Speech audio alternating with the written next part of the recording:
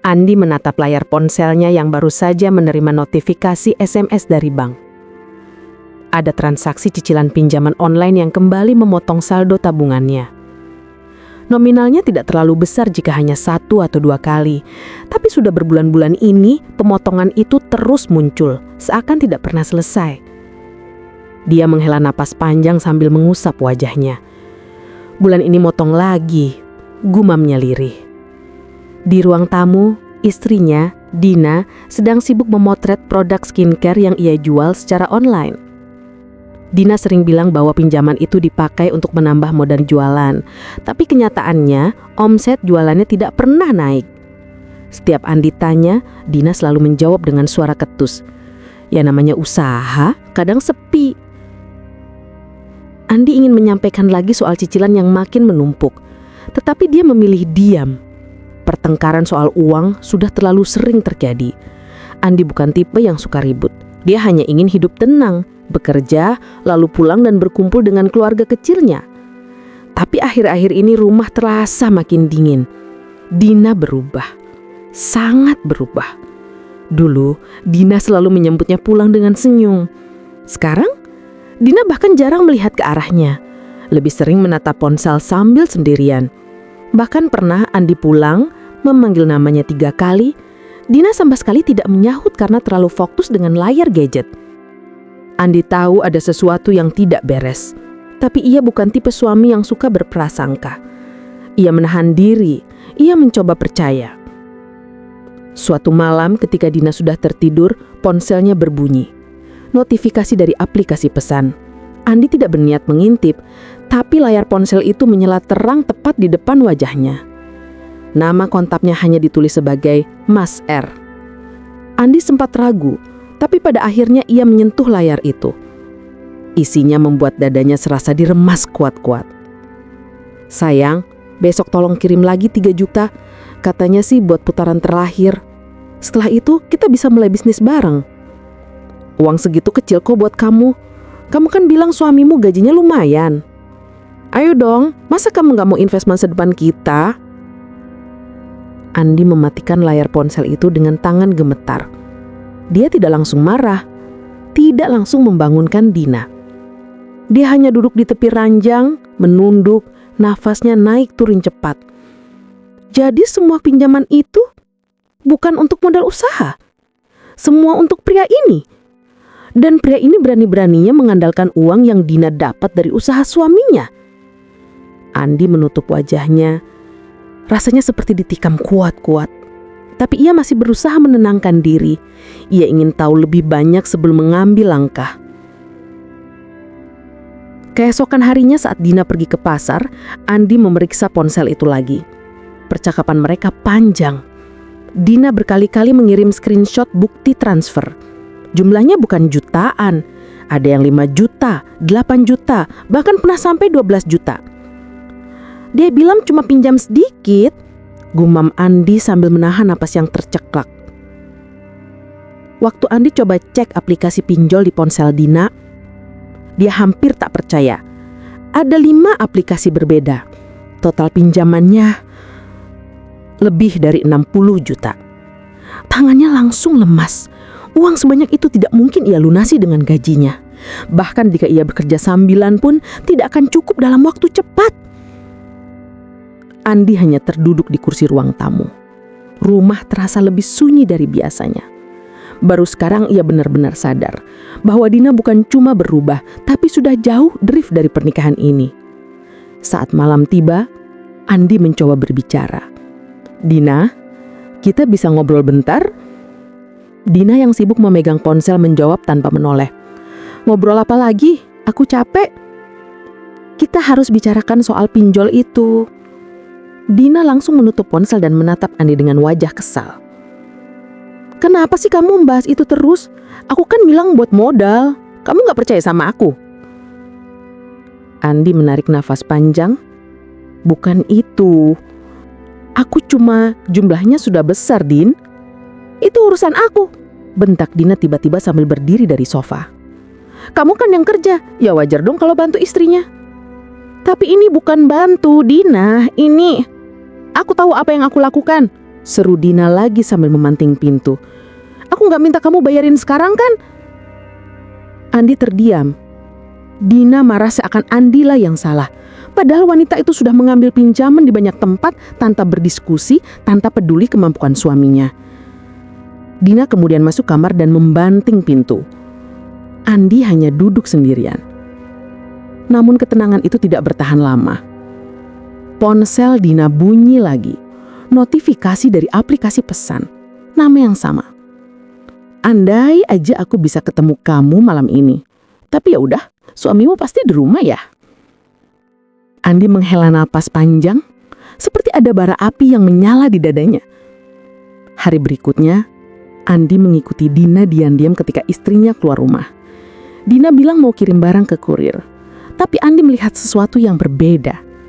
Dina berhenti di sebuah kafe, duduk di pojokan, dan beberapa menit kemudian pria itu datang. Pria itu tampak biasa saja, tapi caranya duduk dekat Dina, caranya menyentuh tangan Dina, semuanya menjelaskan lebih dari kata-kata. Andi menatap dari jauhan. Wajahnya tidak menampilkan marah, justru datar, kosong, pasrah. Dia tidak ingin membuat keributan di tempat umum. Dia tidak ingin jadi tontonan. Andi memilih pulang, tapi perasaannya semakin kacau. Malam itu Andi tidak tidur. Dina pulang larut. Wajahnya terlihat senang. Bukan senang karena bertemu suami, tapi karena pesan dari pria itu yang terus masuk. Andi memandangnya tanpa berkata apapun. Besoknya Dina kembali meminta uang. "Mas, ada nggak uang 2 juta buat bayar ongkir besar?" Andi menatapnya lelah. "Dina, kamu jujur aja, uang itu buat siapa?" "Ya buat ongkir. Kamu tuh kenapa sih curiga mulu?" Andi menatap mata Dina. Mata wanita itu gugup sekilas, lalu cepat membuang pandangannya. "Dina," suara Andi merendah, "aku sudah tahu semuanya." Dina langsung kaku. "Tahu apa? Apa hubungan kamu dengan laki-laki itu?" Wajah Dina langsung pucat, tapi detik berikutnya ia malah menantang. "Kamu ngintip HP aku, berani banget. Karena kamu sudah bikin utang puluhan juta. Kamu pikir aku nggak mau tahu?" Dina mendengus, lalu berkata dengan nada yang membuat Andi terpukul lebih dalam. "Kamu nggak bisa kasih aku hidup yang layak. Dia bisa. Dia punya rencana bisnis. Dia kasih perhatian yang kamu nggak pernah kasih." Andi memejamkan mata. Kata-kata itu seperti pisau. "Dia hanya nipu kamu, Din. Kamu iri, kamu takut aku pergi." "Santai aja, dia nggak nipu." Andi mengambil ponsel Dina. Dia buka pesan terakhir dari pria itu. Permintaan uang lagi. "Ini bukan bisnis, dia hanya manfaatkan kamu." Dina merampas ponsel itu keras-keras. "Kamu jangan ikut campur." "Dina, utang itu atas nama kamu, tapi yang dikejar nanti aku juga. Kamu sadar nggak?" "Peduli amat. Aku bisa bayar sendiri." Andi menggeleng. "Dina, 60 juta itu bukan angka kecil." Dina beku. Mungkin dia tidak tahu jumlah pastinya. Andi kemudian melanjutkan. "Aku cek semuanya. 5 aplikasi pinjol. Total 62,8 juta. Itu belum sama bunganya." Wajah Dina langsung pucat. Kamu gak boleh cek HP aku. Itu yang kamu pikirkan, bukan utangnya." Dina tak bisa jawab. Dia hanya menggigit bibir dan menatap lantai. Andi berdiri, mengambil jaket, dan berkata dengan suara berat, "Aku butuh waktu sendiri." Dina panik. "Kamu mau kemana? Jangan tinggalin aku." Andi berhenti sejenak. "Dari dulu kamu yang ninggalin aku duluan, Dina. Sekalipun masih di rumah." Dia pergi tanpa melihat ke belakang. Hari itu adalah hari ketika Andi tahu hidupnya tidak akan sama lagi. Dan itu baru permulaan. Andi menginap semalam di rumah seorang teman dekatnya, Bima. Ia butuh jarak agar pikirannya tidak terus memutar kejadian satu persatu. Di kamar tamu yang sederhana, Andi duduk di tepi tempat tidur sambil membuka lagi pesan-pesan lama di ponsel Dina. Ia menyalin nama akun, nomor rekening, dan sedikit detail yang tampak mencurigakan. Andi tahu, memutuskan sesuatu saat marah bisa berbahaya. Jadi malam itu, ia memilih merencanakan langkah berikutnya secara rapi. Pagi harinya, Andi datang ke kantor seperti biasa. Ia bekerja sebagai staf administrasi di sebuah perusahaan manufaktur. Pekerjaan itu menuntut ketelitian, kedisiplinan, dan jam yang cukup panjang. Di meja kerjanya, berkas-berkas menumpuk, tetapi pikirannya jauh. Ia sengaja datang lebih awal supaya masih sempat membuka laptop dan mengurutkan informasi yang ia kumpulkan. Langkah pertama yang dijalankan Andi adalah memastikan jumlah utang. Ia membuka aplikasi perbankan dan menghitung total tabungan, gaji, dan potongan yang biasa keluar. Dari situ ia bisa melihat bahwa untuk melunasi 62,8 juta itu, apalagi kalau sudah termasuk bunga pinjol, membutuhkan waktu bertahun-tahun kalau hanya mengandalkan gaji rutinnya.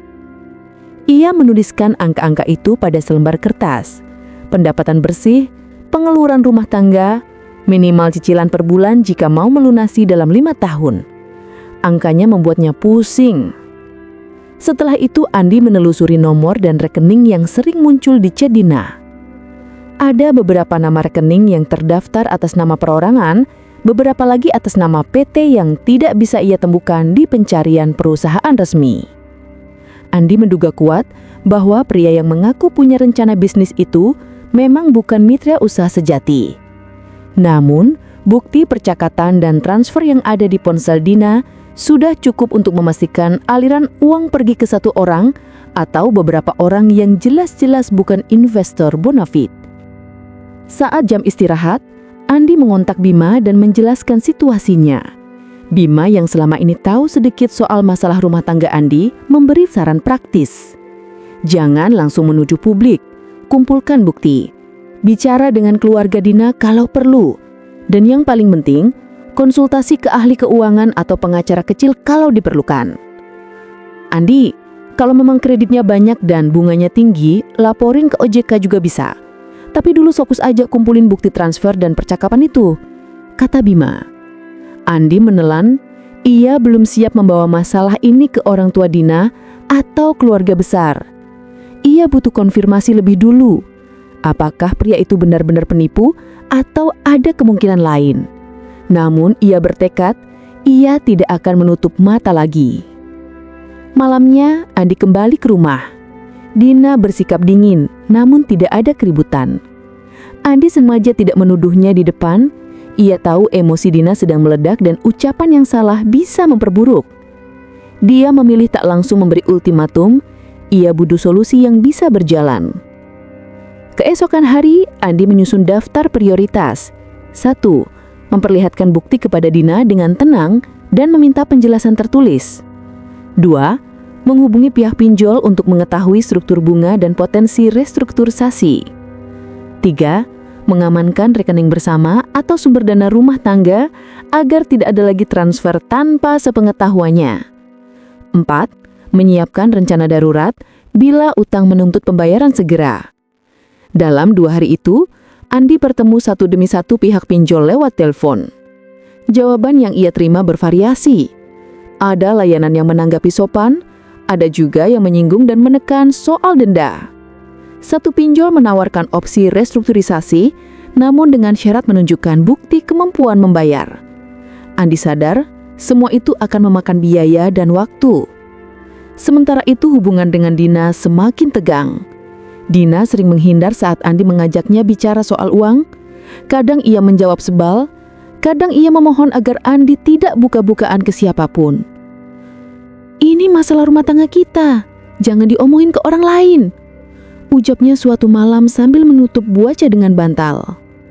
Andi mencoba pendekatan yang lain. Ia ajak Dina duduk di meja makan, taruh catatan berisi jumlah utang dan lampiran screenshot transfer. Kita harus jujur sekarang, Din. Kalau kita tutup-tutupi, nanti yang kena bukan cuma kamu, tapi aku juga. Kalau utangnya jadi masalah besar, rumah kita bisa terganggu, ucap Andi tenang. Dina menatap catatan itu. Bibirnya gemetar. Beberapa menit hanya ada suara nafas di ruangan. Akhirnya Dina berkata, Aku nggak mau bikin kamu susah.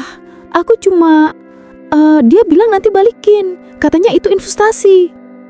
Anda pernah melihat bukti investasi apapun? Kontrak, NPWP, laporan, atau hanya janji-janji di chat? Tanya Andi. Dina menunduk. Hanya chat, tapi aku pikir dia serius. Dia yang bilang dia kerja di startup, ada investor, dan kita bisa dapat untung besar. Andai saja itu benar, Din, tapi bukti yang ada justru transfer ke rekening personal, bukan ke perusahaan resmi. Aku sudah cek beberapa rekening itu, beberapa bahkan bukan atas nama perusahaan. Andi menekan kata-kata itu dengan kesabaran yang dibuat-buat. Dina menangis pertama kali sejak awal perselisihan ini. Aku takut, Andi. Aku takut ngakunya bisa jadi lebih baik, jadi berharga. Aku nggak mau kamu bilang aku cuma mau hidup enak. Andi meremas tangan Dina pelan. Ini bukan soal kamu mau hidup enak atau tidak. Ini soal kamu menempatkan kepercayaan pada orang yang salah dan tanpa bilang ke aku. Kita pasangan, Din. Semua beban itu harus dibagi dan dibicarakan. Di hari-hari berikutnya, Andi mulai mengambil langkah-langkah konkret. Ia datang ke bank untuk menanyakan kemungkinan memblokir rekening tertentu sementara, bukan untuk menghalangi hak Dina sepenuhnya, tetapi untuk menghentikan kebocoran dana yang lebih besar. Bank tidak bisa serta-merta memblokir tanpa putusan pengadilan, tapi mereka memberi saran bagaimana mengamankan rekening, misalnya mengganti PIN, menambah otorisasi untuk transaksi besar, dan membuat catatan penggunaan kartu. Andi juga mengontak seorang konsultan keuangan lewat referensi teman kantor. Konsultan itu menjelaskan opsi-opsi, negosiasi langsung dengan pemberi pinjaman, mengusulkan skema cicilan yang realistis, atau jika terpaksa, pembiayaan ulang lewat lembaga resmi yang bunganya lebih rendah. Namun semua opsi itu mengharuskan keterbukaan dari pihak yang berutang, yaitu Dina. Suatu sore setelah berkali-kali menunda, Dina akhirnya bersedia diajak bicara serius. Ia duduk lama di ruang tamu, wajahnya tampak lelah. Andi menyodorkan satu amplop berisi ringkasan utang dan usulan rencana pembayaran. Ini yang aku susun. Kalau kamu mau ikut, kita ajukan restrukturisasi. Kalau tidak, kita harus cari cara lain. Tapi kita harus kerja bareng, kata Andi tenang. Dina menatap amplop itu. Bibirnya gemetar. Beberapa menit hanya ada suara nafas di ruangan. Akhirnya Dina berkata, aku siap ikut. Aku nggak mau lagi ambil pinjol baru. Andi merasa sedikit lega. Tapi ia juga tahu itu baru langkah kecil. Kebohongan dan rasa dikhianati tidak hilang hanya dengan penandatanganan rencana cicilan. Ia perlu memastikan komitmen itu nyata, bukan hanya untuk menenangkan hatinya semata. Malam itu setelah Dina masuk kamar, Andi duduk sendiri lagi. Ia menatap catatan rencana yang ia susun. Ada rasa lelah yang mendalam, tapi muncul juga sesuatu yang lain. Tekad untuk memperbaiki atau setidaknya mempertahankan sisa-sisa rumah tangga yang masih mungkin diselamatkan. Namun di benaknya juga ada satu pikiran yang tidak hilang. Siapa sebenarnya pria di balik cat itu? Andi berjanji pada dirinya sendiri. Sebelum memutuskan tindakan terakhir, ia akan menemukan siapa pria itu, apa motifnya, dan memastikan Dina menghadapi konsekuensinya, apapun bentuknya nanti. 3 hari setelah Dina berjanji untuk berhenti berhubungan dengan pria itu, keadaan rumah masih terasa aneh. Dina terlihat lebih sering diam, tapi Andi tahu diam bukan berarti selesai. Ia sudah terlalu sering melihat tanda-tanda bahwa sesuatu masih disembunyikan. Dan kecurigaan itu terbukti. Malam itu, pukul 22.40, ketika Dina sudah tertidur, ponselnya berbunyi pelan. Notifikasi dari aplikasi chat yang sama. Andi mendengarnya karena suaranya khas. Ia menoleh dengan perasaan berat. Tanpa niat mengendap-endap, ia mengambil ponsel itu. Satu pesan masuk. "Besok ketemu lagi ya, aku butuh banget tambahan dana. Kamu jangan tinggalin aku pas lagi butuh." Andi mengusap wajah keras. Jadi Dina belum berhenti. Pria itu masih meminta uang dan Dina masih membiarkan komunikasi itu terbuka. Andi bernafas dalam-dalam. Ia tidak langsung membangunkan Dina. Kemarahannya sudah lewat tahap marah biasa.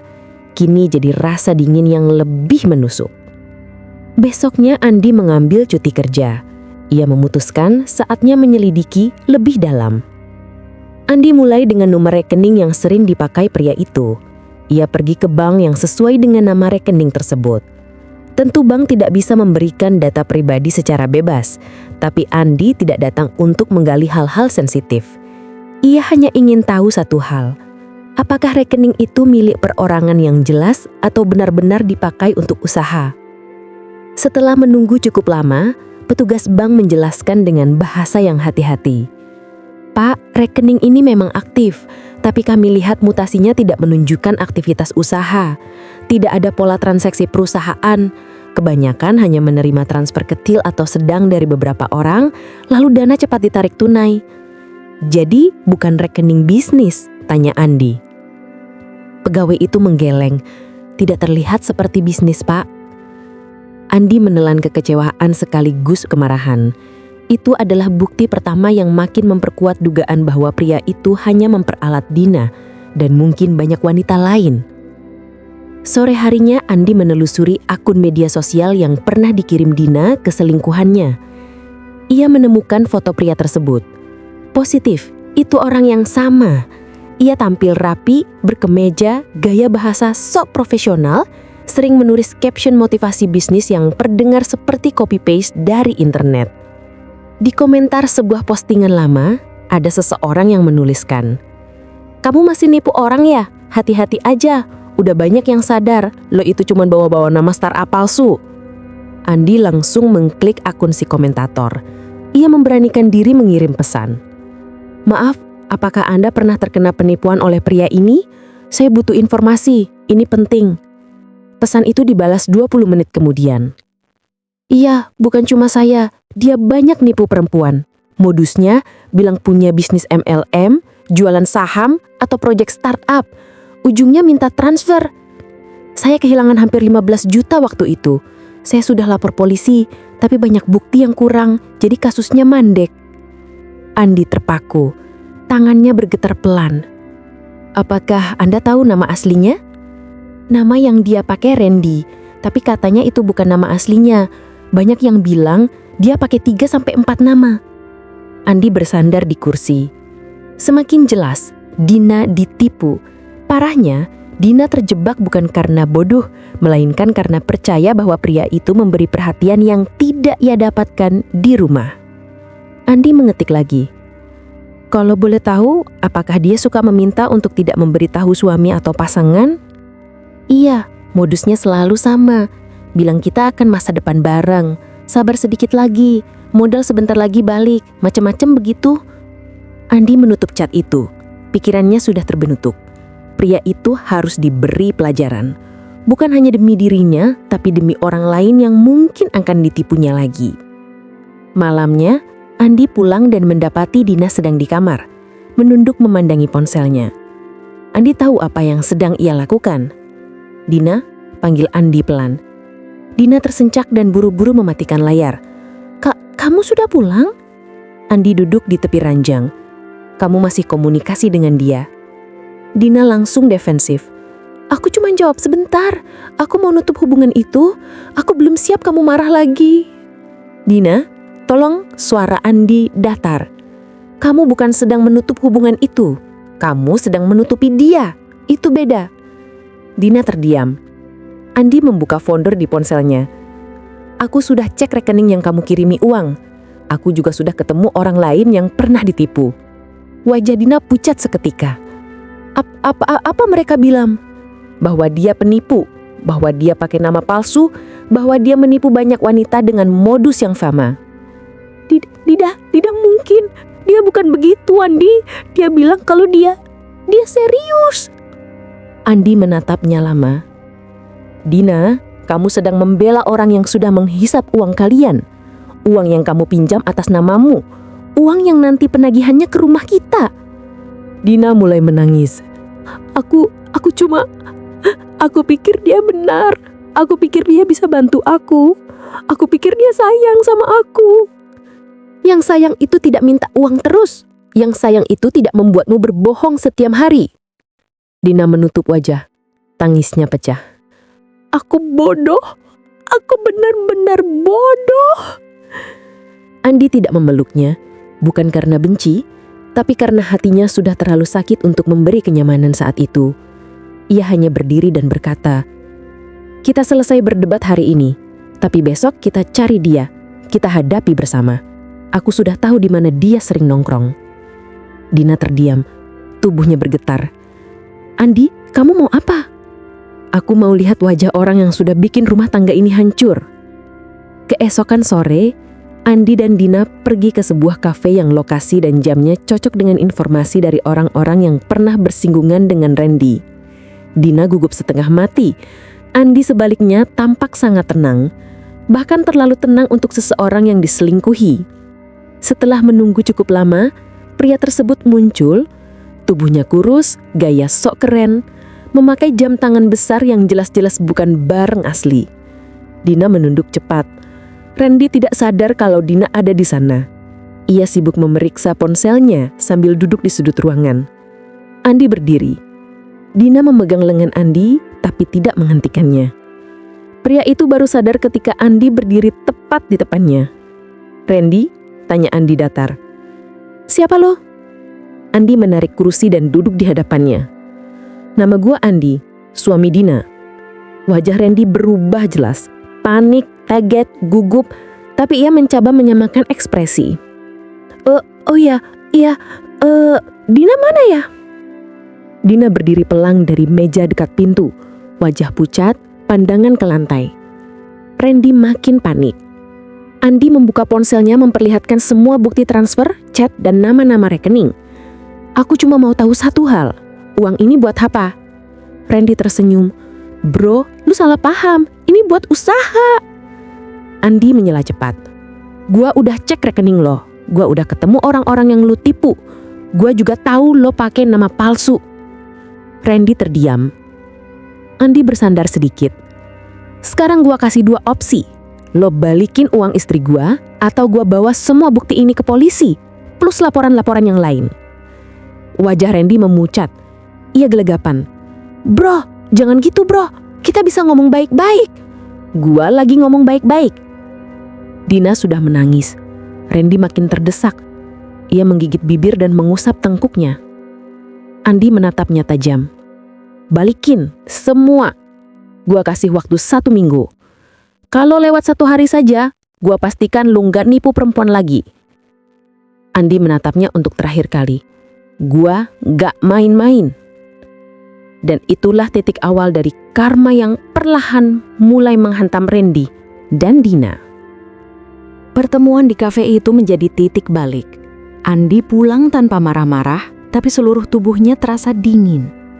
Dina duduk di sampingnya di motor, memeluk pinggang Andi erat, tapi Andi tetap tidak berkata apa-apa sepanjang jalan.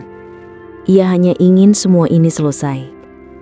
Namun dunia punya caranya sendiri untuk memberikan balasan kepada orang yang berbuat salah. Bukan melalui ancaman, tapi melalui kenyataan pahit yang tidak bisa dihindari.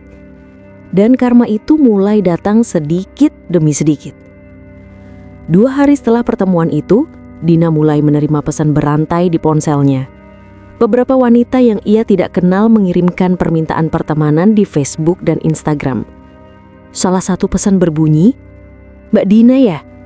Kami mau konfirmasi, Mbak juga korban Randy?" Dina terpaku. Ia membuka profil pengirimnya. 3 wanita, usianya beragam, semua membawa satu cerita yang sama. Mereka memberikan uang ke Randy, mereka dijanjikan keuntungan, dan mereka akhirnya ditinggalkan. Salah satunya bahkan mengirimkan foto-foto tangkapan layar yang mirip dengan chat yang dikirim Randy ke Dina. Gaya bahasanya sama, janji-janji manisnya sama, bahkan kalimat-kalimat pemikatnya hampir identik. Dina membaca semuanya sambil menangis. Bukan hanya sedih, tapi juga merasa sangat dipermalukan. Selama ini dia merasa spesial bagi pria itu, merasa mendapatkan perhatian yang membuatnya merasa hidup. Ternyata dia cuma salah satu dari banyak korban.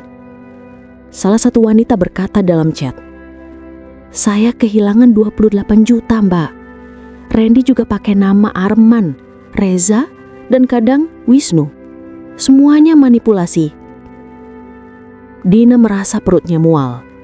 Ini belum termasuk utang pinjol yang ia buat untuk memenuhi permintaan pria itu. Andi melihat Dina menangis di ruang tamu, tapi ia tidak menghampiri. Ia hanya berkata dari jauh, "Sudah ku bilang, tapi kamu belum mau percaya." Nada Andi bukan marah, hanya datar dan lelah. Dan itu lebih menusuk daripada teriakan apapun. Seminggu berlalu, janji Randy untuk mengembalikan uang tidak pernah terpenuhi. Tidak ada 1 rupiah pun masuk. Ia bahkan memblokir nomor Dina dan Andi sehari setelah pertemuan itu. Andi sudah menduga. Ia bahkan sudah mencatat tanggalnya. Dina mulai menerima pesan dari pinjol. Beberapa masih sopan, tapi sebagian mulai agresif. Mereka menanyakan kapan cicilan dibayar. Ada yang mengirimkan foto KTP Dina yang dipaksa unggah saat meminjam. Ada yang menelpon terus-menerus, bahkan saat dini hari. Andi akhirnya mengambil alih ponsel Dina. "Mulai hari ini, aku yang atur komunikasi mereka. Kamu jangan balas," kata Andi tegas. Dina hanya bisa mengangguk, wajahnya pucat. Andi menghubungi satu persatu menjelaskan secara ringkas bahwa mereka akan mengajukan restrukturisasi. Tidak semua mau mengerti, tapi beberapa memberi respons positif. Meski begitu, bunga tetap berjalan, dan jumlahnya semakin menumpuk. Andi mulai menjual beberapa barang yang tidak penting. Jam tangan koleksinya, 2 gadget lama yang masih layak dijual, dan sebagian kecil tabungan darurat mereka. Jumlahnya tidak banyak, tapi cukup untuk menahan cicilan sebulan agar penagihan tidak makin brutal. Saat menjual barang-barangnya, Andi sempat diam, memandangi jam tangan kesayangannya sebelum menyerahkannya ke pembeli. Dina melihat itu dari pintu kamar. "Andi, maaf banget." Dina menangis. Andi tidak menatapnya. "Simpan air matamu, ini bukan waktunya." Dina menunduk, merasa dirinya paling hina. Karma berikutnya datang dari arah lain.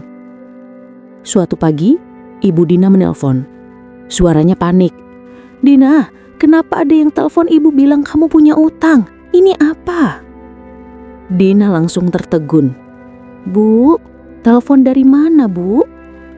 "Katanya kamu belum bayar cicilan. Dina, kamu cerita apa sama ibu?" Andi yang mendengar dari dapur langsung menutup mata. Inilah hal yang paling ia takutkan. Penagih sering menghubungi nomor darurat dan Dina dulu meninggalkan nomor ibunya sebagai kontak. Ibu Dina datang ke rumah siang itu. Wajahnya cemas. "Dina, kamu kenapa bisa sampai begitu? Kamu pinjam uang sebanyak itu buat apa?" Dina menangis tanpa bisa berkata-kata. Andi akhirnya maju. "Bu, Dina ditipu seseorang." "Siapa? Kok bisa Dina sampai ditipu? Itu uangnya kemana?" Dina menutupi wajahnya tak sanggup menjawab. Andi akhirnya berkata pelan namun jelas, "Itu uang diberikan ke laki-laki lain, Bu." Ibu Dina memucat. "Andi, kamu maksudnya?" Dina berselingkuh, dan laki-laki itu memanfaatkan Dina untuk uang. Semua uang pinjol itu hampir semuanya ke dia. Dina jatuh dalam tangisan histeris. Ibu Dina menampar meja. "Astaga, Dina, kamu itu perempuan, kamu itu istri, kamu kok bisa bodoh begini?" Dina terus menangis, tubuhnya menggigil.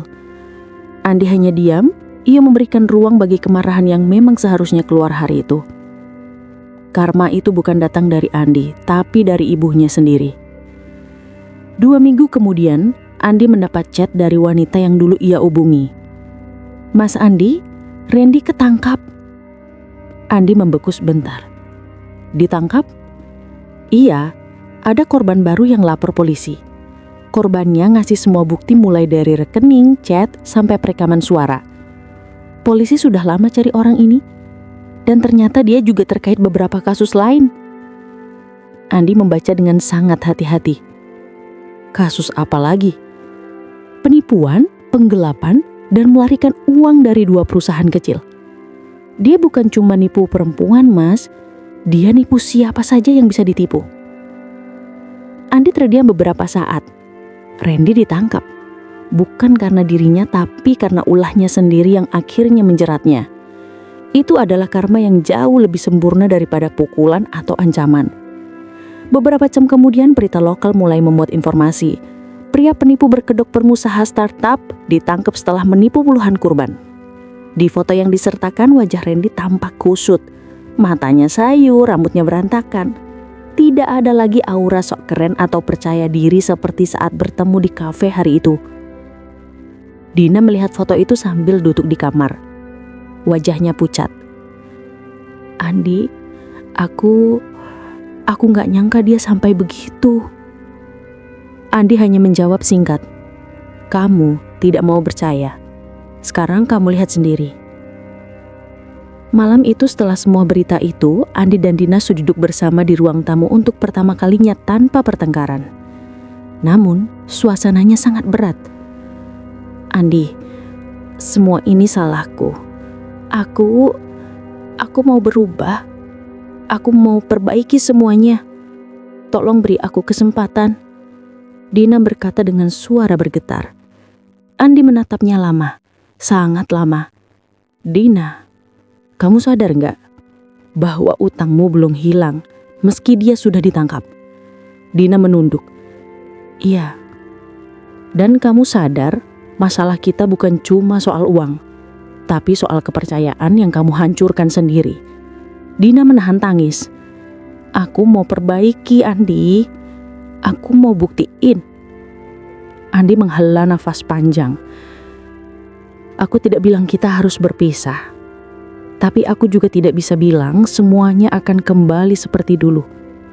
Dina menatapnya takut.